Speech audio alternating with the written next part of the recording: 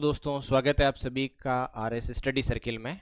आज हम लोग ये जो राजस्थान का बजट है 2024-25 2024-25, तो मैंने इन डिटेल जो है 1.5 घंटे के आसपास सेशन हुआ था, हमने कल देखा था। आज हम लोग इसको शॉर्ट के अंदर, जो हमारी रेगुलर क्लासेस होती है उसी में यही प्लानिंग रहती है कि हम पहले कंप्लीट टॉपिक पढ़ते हैं, फिर उसको शॉर्ट में 15 मिनट में 20 मिनट में क्विक उसका रिवीजन कर लेते हैं। तो जितने एग्जाम के लिए इंपॉर्टेंट क्वेश्चन है वो सारे यहाँ से आपको मिल जाएंगे। एक भी क्वेश्चन बाहर जाने का कोई कारण नहीं है।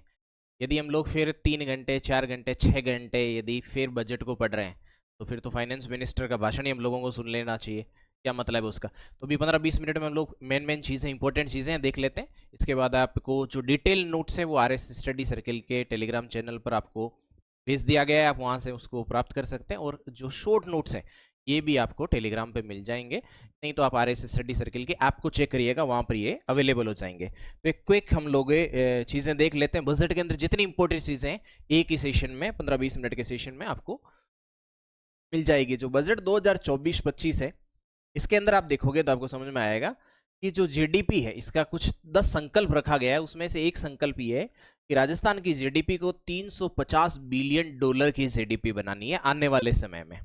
उसके बाद इस बजट के अंदर काफी जो पेयजल है उस पर फोकस किया गया है।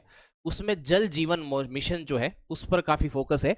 और जल जीवन मिशन में यह कहा गया है कि 25 लाख जो घर है आने वाले समय में 25 लाख घरों को 15,000 करोड़ की लागत से नल से जल उपलब्ध कराया जाएगा जल मिशन के अंतर्गत। ये ध्यान रखना है आपको।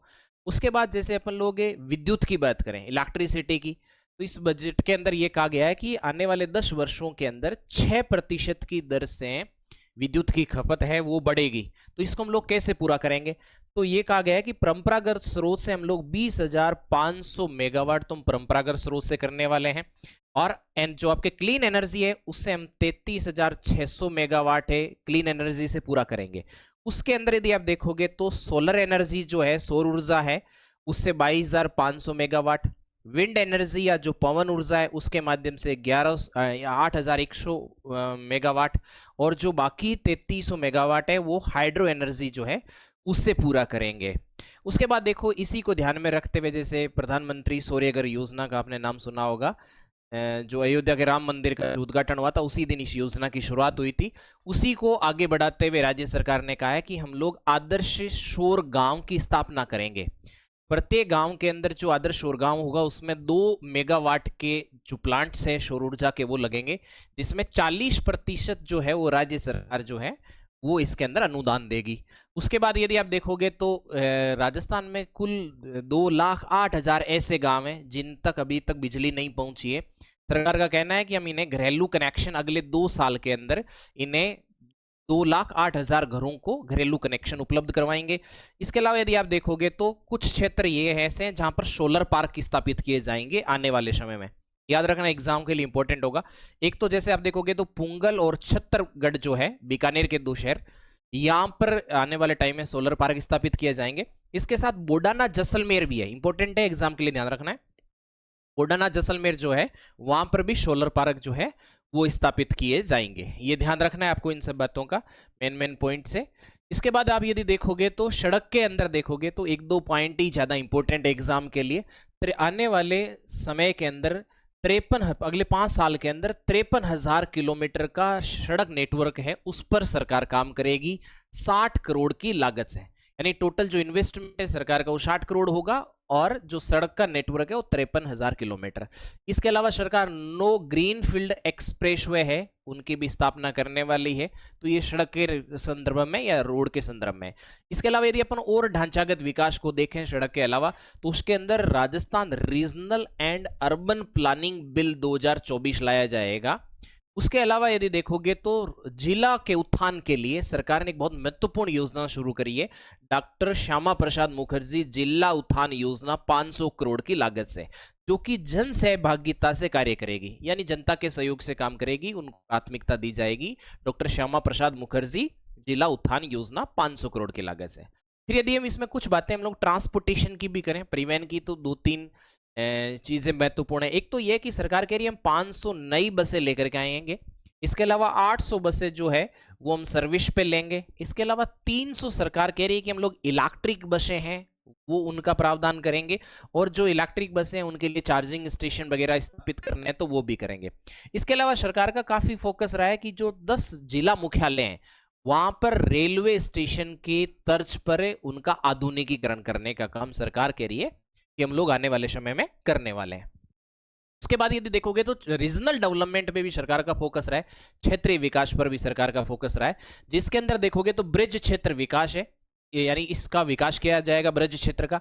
इसके अतिरिक्त सरकार ने कहा है ब्रज क्षेत्र के लिए अलग से कोई बताया नहीं कि कितना हम लोग जो है वो इन्वेस्टमेंट करेंगे या इसके लिए कितना पैसा आवंटित करेंगे, लेकिन जो डांग क्षेत्र, मगरा क्षेत्र, मेवात क्षेत्र है, इनके विकास के लिए सरकार कह रही है कि हम लोग 50-50 करोड़ प्रत्येक के लिए, डांग क्षेत्र, मगरा क्षेत्र और मेवात क्षेत्र के लिए हम 50-50 करोड़ रुपए का प्रावधान करते हैं। उसके बाद देखोगे तो औद्योगिक विकास जो है, इंडस्ट्रियल डेवलपमेंट है, उसके अंतर्गत भी कुछ इस बजट के अंदर इंपॉर्टेंट फैक्ट्स दिए हुए हैं।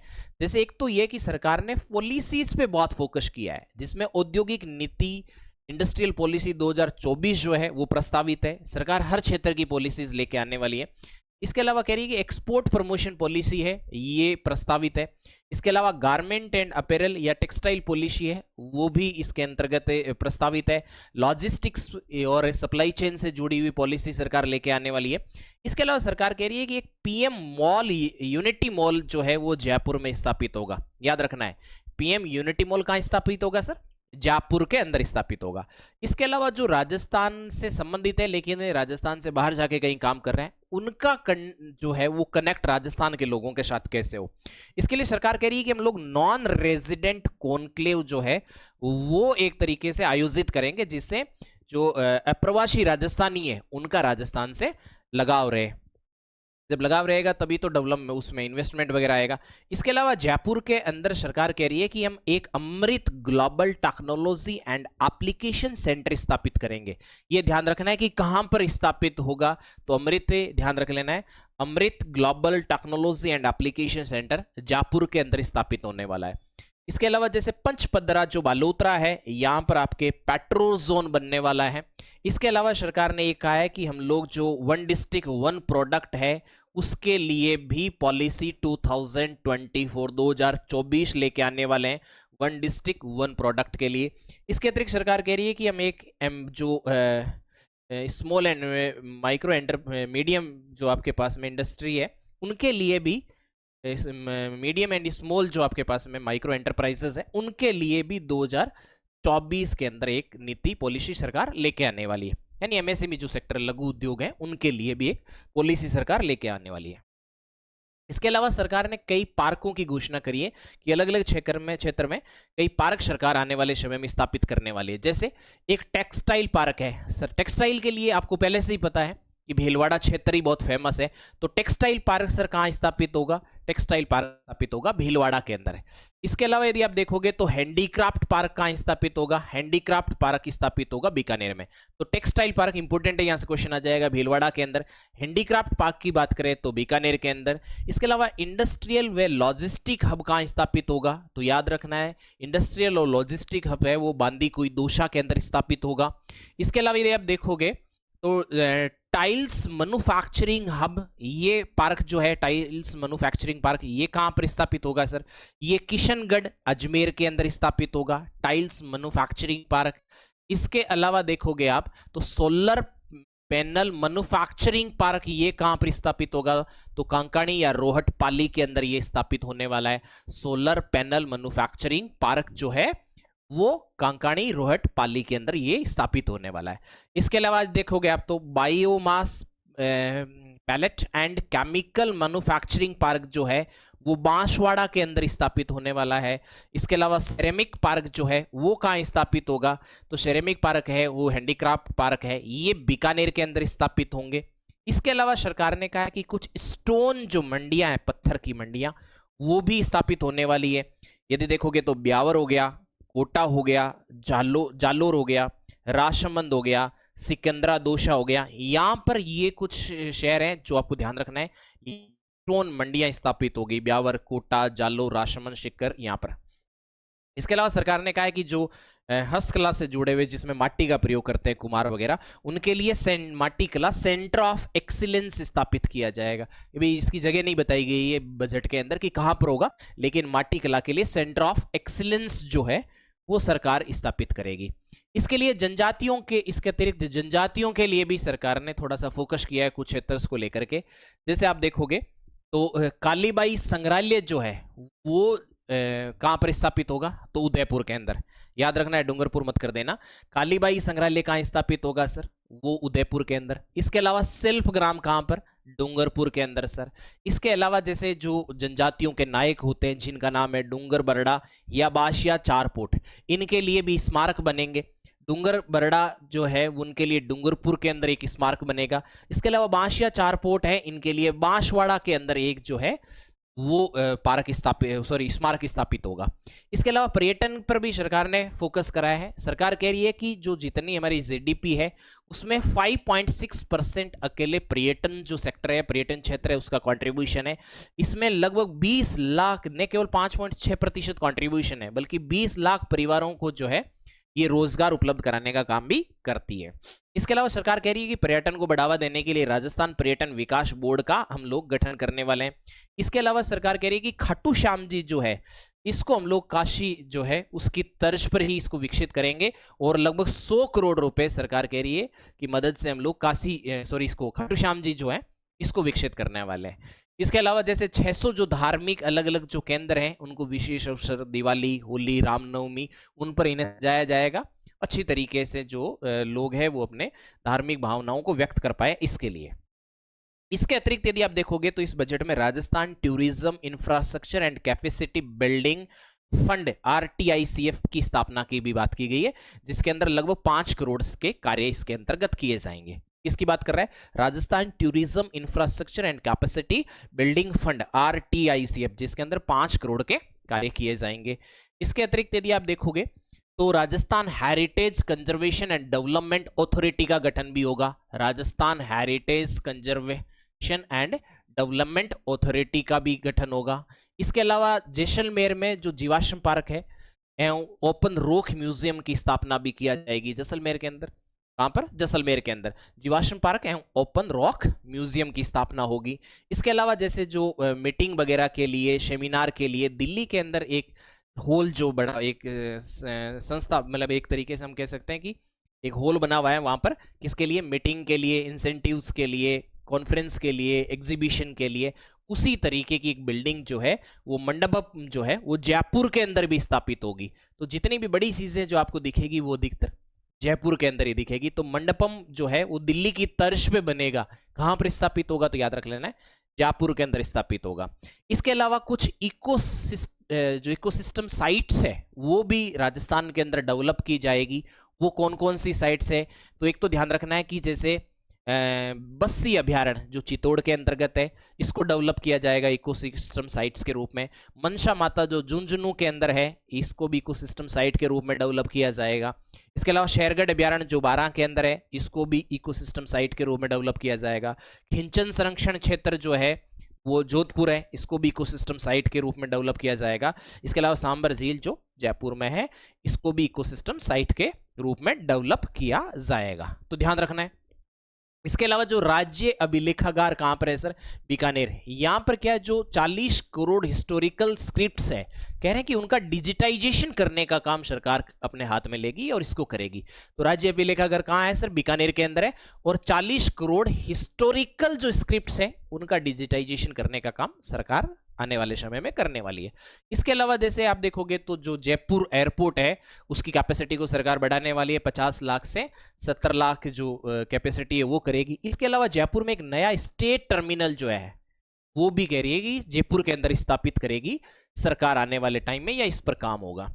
इसके अलावा यदि देखोगे तो कुछ फ्लाइंग ट्रेनिंग सेंटर्स भी सरकार डेवलप कर रही है, जिसमें आप देखोगे तो किशनगढ़ है आपके पास में, अजमेर और हमीरगढ़ भीलवाड़ा है, यहां पर जो है वो फ्लाइंग ट्रेनिंग सेंटर्स हैं वो भी यहां पर आरंभ किए जाएंगे, ये ध्यान रखना है।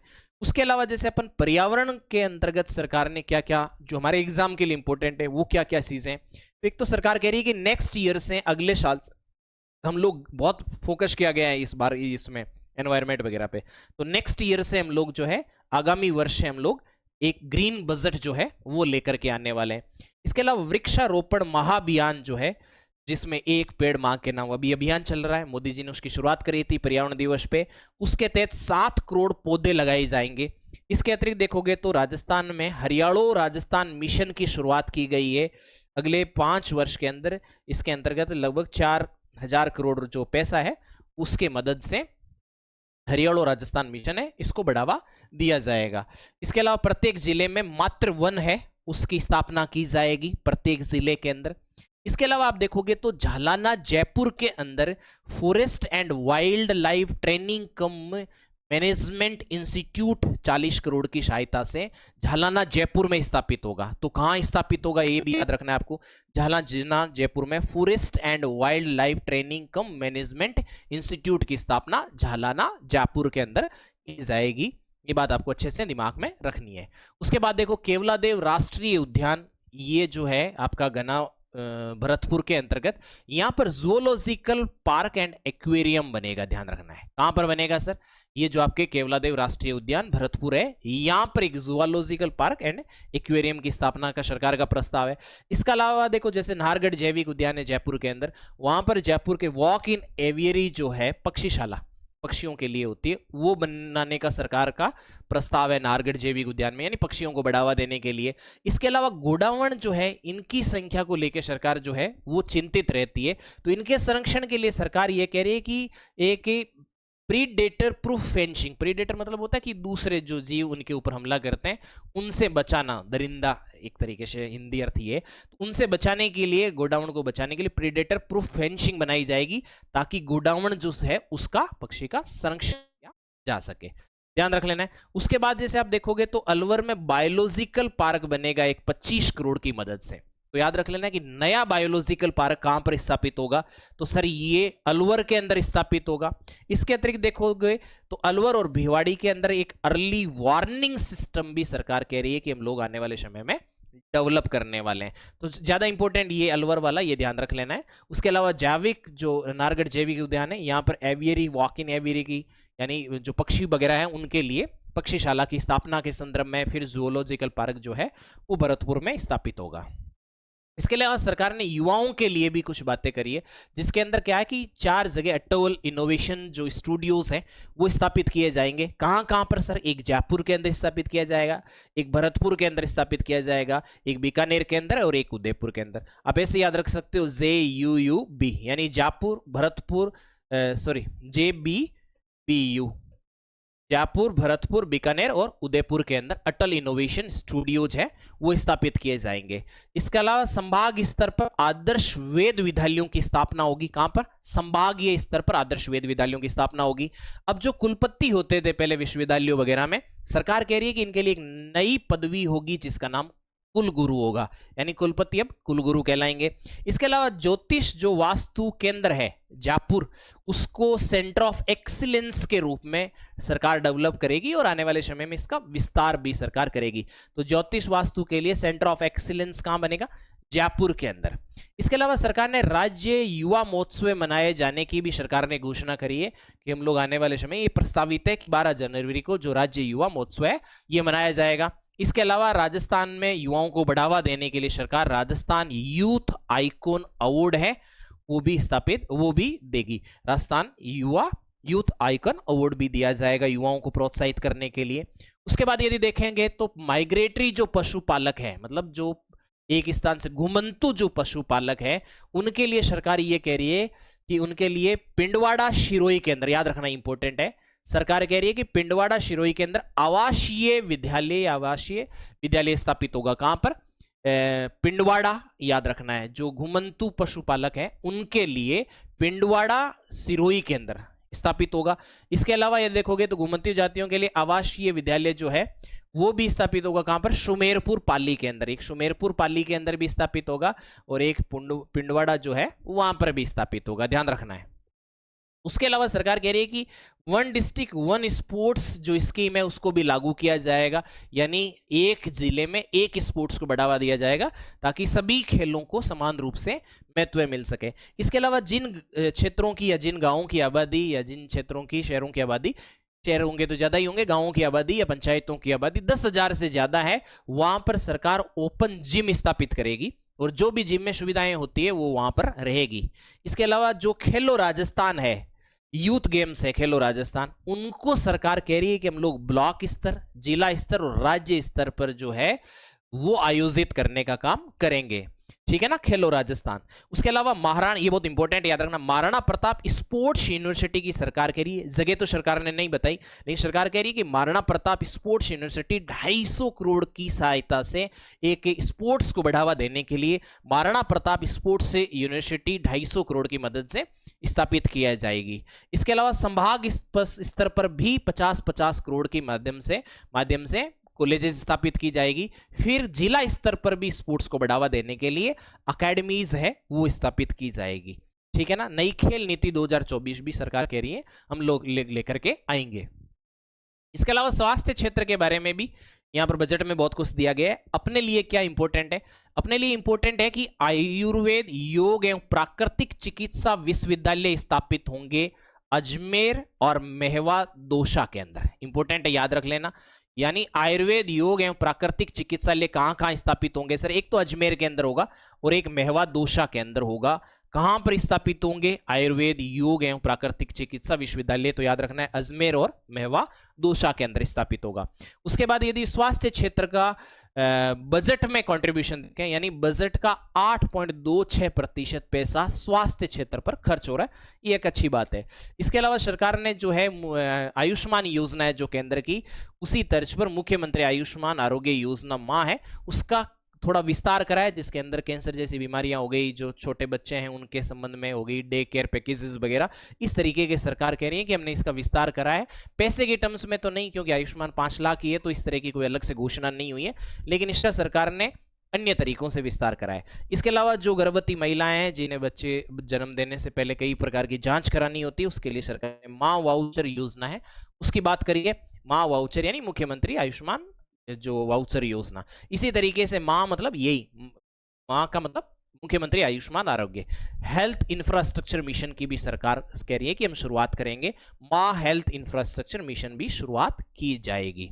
इसके अलावा सामाजिक सुरक्षा है, उस क्षेत्र के लिए सरकार ने क्या कहा है, तो ये कहा है कि जनजातीय समुदाय के बच्चों हैं तो 250 नवीन आंगनबाड़ी केंद्र सरकार स्थापित करने वाली है जनजातीय समुदाय के बच्चों के लिए, 250 नए, ध्यान रखना है। उसके अलावा महिलाओं के लिए जो शहरी क्षेत्र है वहां पर 67 बायो और पिंक टॉयलेट कॉम्प्लेक्स बनेंगे, ध्यान रखना, ये महिलाओं के लिए शहरी क्षेत्रों के अंदर 67 बायो पिंक टॉयलेट कॉम्प्लेक्स बनेंगे, ध्यान रखना है शहरी क्षेत्रों में। इसके अलावा जामडोली जो जयपुर है वहां पर स्वयं सीधा सेंटर फॉर एक्सीलेंस जो है वो स्थापित किया जाएगा, यानी सेंटर फॉर एक्सीलेंस के रूप में जामडोली जयपुर को, और इसका विस्तार भी किया जाएगा। आंगनबाड़ी जो केंद्र है उस पर 3 दिन जो बच्चे हैं उनको दूध की आपूर्ति होगी, यानी बच्चों को आंगनबाड़ी केंद्र पर 3 दिन तक दूध मिलेगा वीक के अंदर, सप्ताह के अंदर। इसके अलावा नमो ड्रोन दीदी की बात करें तो इसके अंदर जो यूरिया वगैरह छिड़काव है, सरकार ने कहा है कि यूरिया वगैरह छिड़काव पर 250 प्रति हेक्टेयर जो है वो सरकार नमो ड्रोन दीदियां हैं उनको सहायता देगी ताकि उनका सशक्तिकरण हो सके।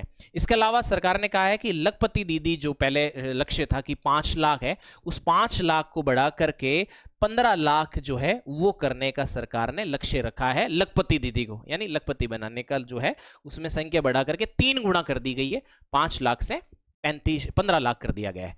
इसके अलावा सरकार ने जो गुड गवर्नेंस है या सुशासन पर फोकस करा है तो उसके लिए क्या क्या काम सरकार ने करा है, तो सरकार कह रही है एक तो कर्मशिला, ये इंपॉर्टेंट याद रख लेना, पूछ लेगा एग्जाम में, एक तो कर्मशिला भवन भरतपुर के अंदर स्थापित होगा, इंटीग्रेटेड ऑफिस कॉम्प्लेक्स कम सर्विस सेंटर स्थापित होगा, ये याद रखना।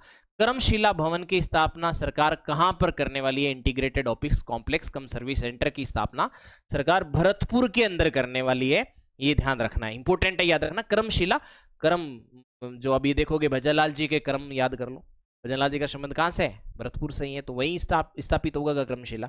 इसके अलावा यदि आप देखोगे तो सरकार ने कहा कि 7 नई तहसीलें बनाएंगे, कार्यालय खोलेंगे लोग, 20 नवीन नगर पालिकाएं कार्यालय खोलेंगे। ठीक है, बढ़िया है। इसके अलावा सरकार ने कहा कि हम कुछ नगर परिषदें हैं वो भी बनाएंगे। जैसे देखोगे तो पुष्कर अजमेर को, लालसोट दोसा को और शाहपुरा जो जयपुर है, इनको नगर परिषद बनाया जाएगा। किनको नगर परिषद? किसको? पुष्कर अजमेर, लालसोट दोसा, शाहपुरा जयपुर, इन्हें नगर परिषद के रूप में विकसित किया जाएगा। पुष्कर, लालसोट और शाहपुरा को याद रखना है। इसके अलावा सरकार ने 2 नगर निगम की भी बात करी है, जिसके पूछ लेगा एग्जाम में, इंपॉर्टेंट है, ध्यान रखना है बहुत सारी चीजें। इसमें यह कहा कि पाली और भीलवाड़ा जो है इन्हें नगर निगम के रूप में विकसित किया जाएगा आने वाले समय के अंतर्गत। इसके अलावा देखो तो जो आपके पास में निर्भय स्क्वाड है, जिसके अंदर महिलाओं की सुरक्षा की बात होती है, उसमें 500 कालिका पेट्रोलिंग यूनिट्स जो है वो सरकार स्थापित करने वाली है, तुरंत प्रभाव से 250 और उसके बाद में 250। इसके अलावा सरकार ने जो सुरक्षा वगैरह है उस पर ध्यान देते हुए पद्मिनी, कालीबाई और अमृता देवी जो है पुलिस बटालियन की स्थापना का भी सरकार ने इसके अंदर प्रस्ताव रखा है। कौन कौन सी बटालियन? पद्मिनी, कालीबाई और अमृता देवी पुलिस बटालियन की स्थापना की बात करिए। इसके अलावा सरकार ने पत्रकारिता को बढ़ावा देने, पत्रकारिता के लिए जो उनके लिए जो पत्रकार वगैरह है उनके लिए हेल्थ इंश्योरेंस है उसका, जैसे सेंटर में कर्मचारियों के लिए सीजीएस, स्टेट में कर्मचारियों के लिए आरजीएचएस, उसी तरीके से पत्रकारों के लिए राजस्थान जर्नलिस्ट या जर्नलिज्म हेल्थ स्कीम है, सरकार ने शुरू करी है, आरजेएचएस, याद रखना है अच्छे से। ठीक है, उसके बाद यदि अपन बात करें तो किसानों के लिए या किसान बजट में कौन कौन सी इंपॉर्टेंट बातें, हमारे एग्जाम के लिए इंपॉर्टेंट चीजें सिर्फ हम वो देख रहे हैं। Rajasthan irrigation water grid mission की शुरुआत कर रही है सरकार 50,000 करोड़ की सहायता से, यानी इसमें 50,000 करोड़ रुपए खर्च होंगे Rajasthan irrigation water grid mission के अंदर। इसके किसानों की क्षमता बढ़ाने के लिए सरकार नॉलेज एनहेंसमेंट एक प्रोग्राम चलाएगी, यानी किसानों की क्षमता में वृद्धि करने के लिए नॉलेज एनहेंसमेंट प्रोग्राम की शुरुआत करेगी सरकार। इसके अतिरिक्त 500 नए जो फार्मर प्रोड्यूसर्स ऑर्गेनाइजेशंस है, एफपीओज हैं, उनकी स्थापना करेगी ताकि जो जो छोटे किसान है, सीमांत किसान है, उनको लाभ मिल सके। इसके अतिरिक्त जैसे ईआरसीपी के संदर्भ में सरकार कह रही है कि हमने इसके पहले फेज के लिए ईआरसीपी जो है उसके लिए वित्तीय स्वीकृति हम लोगों ने जारी कर दी है और इस पर बहुत तेजी से काम हो रहा है, तो सरकार ने इसमें बजट में ईआरसीपी पर भी फोकस करा है। इसके अलावा यमुना जो समझौता है जिसके अंदर हरियाणा के ताजेवाला जो हेड है वहां से पानी सरकार राजस्थान को प्राप्त होने वाला है। ये जो एमओयू हुआ था एमपी, राजस्थान और केंद्र सरकार के बीच में था, इसके लिए जो एमओयू हुआ है वो हुआ है हरियाणा, राजस्थान प्लस केंद्र सरकार, तो इनके साथ एमओयू किया गया हरियाणा सरकार के साथ। इसके अलावा किसानों हमेशा हम डिमांड करते हैं कि भाई रात ने कैन जगाओ, लाइट देनी है तो दिन नहीं दे दियो, तो किसानों को दिन में बिजली 2000 सरकार कह रही है 2027 तक जो है 2-3 साल का समय दो हम लोगों को, 2027 तक हम लोग किसानों को दिन में बिजली उपलब्ध करा देंगे। इसी तरीके से आपके इकोनॉमिक सर्वे में राष्ट्रीय कृषि विकास योजना की बात है, सरकार कह रही है कि उसी तर्ज पर राजस्थान के अंदर राजस्थान कृषि विकास योजना भी शुरू की जाएगी, राष्ट्रीय कृषि विकास योजना के इसी थीम पर।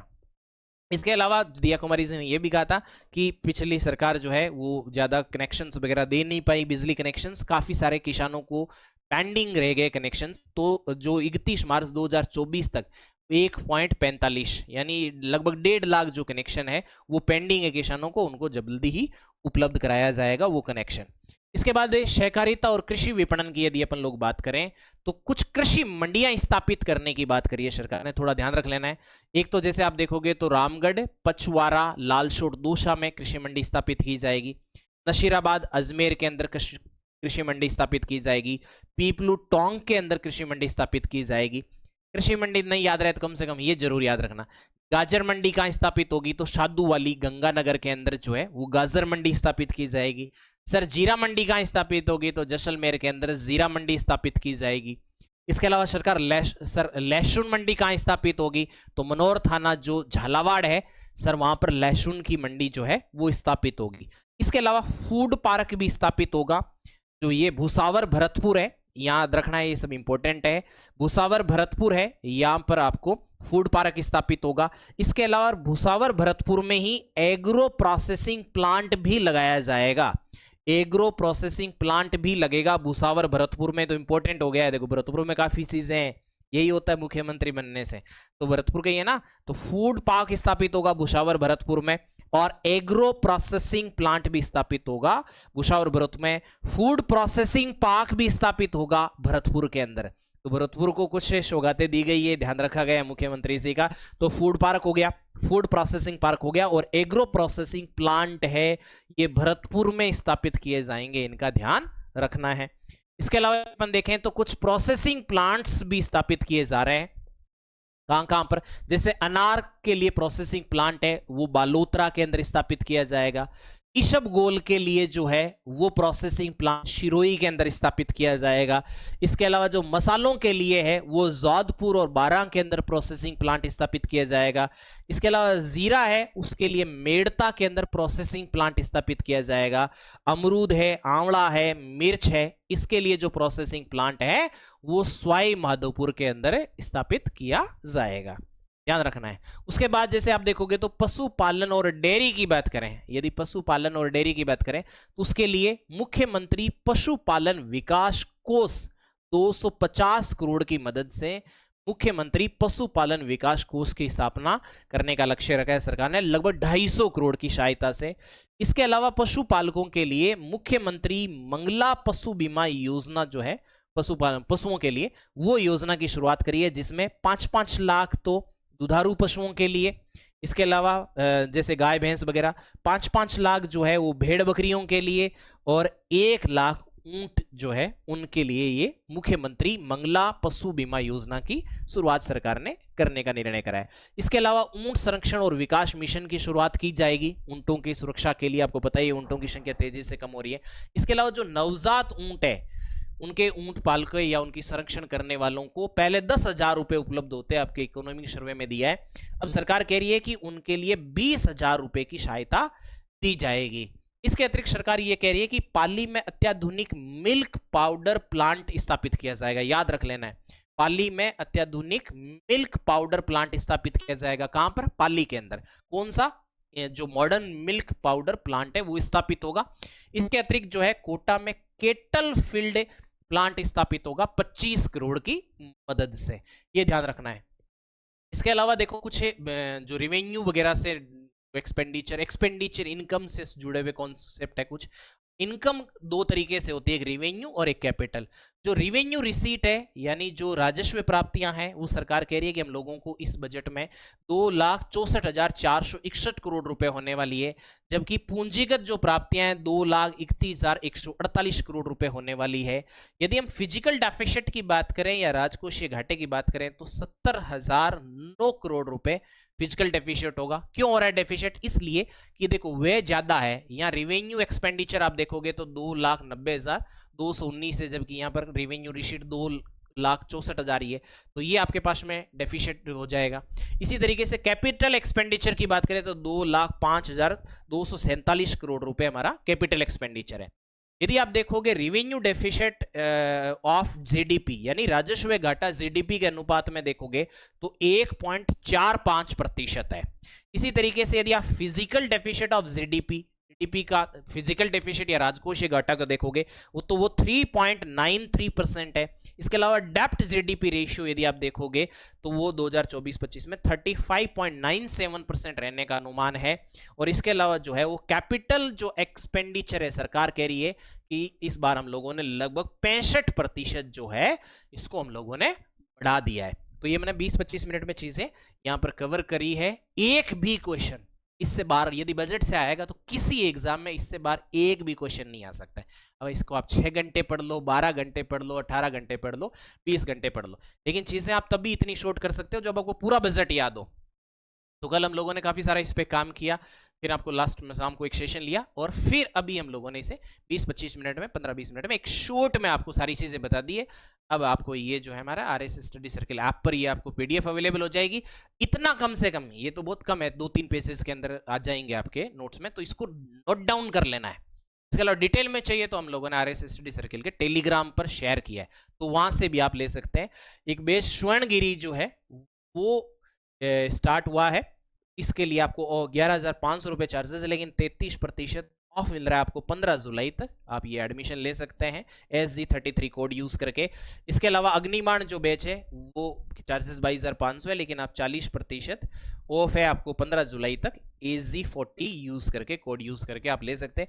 किसी तरीके का डाउट हो तो आप इस नंबर पे 9828061806 या 8744035689 पे संपर्क कर सकते हैं। तो हम लोगों ने बहुत ही कम समय के अंदर, ये क्रक्स है आपके पास में बजट का, इससे सारे क्वेश्चन, चाहे वो RS हो चाहे कोई और एग्जाम हो, सारे क्वेश्चन आपको यहाँ से मिल जाएंगे। इतना ही उपयोगी है, इसको 6 घंटा 8 घंटा 20 घंटा जितना मर्जी हो आप इसको करते रहो। बहुत बहुत धन्यवाद। आई होप कि ये आपको अच्छा लगा वो सेशन, अपने दोस्तों वगैरह के साथ शेयर करिएगा। बहुत बहुत धन्यवाद। Thank you very much.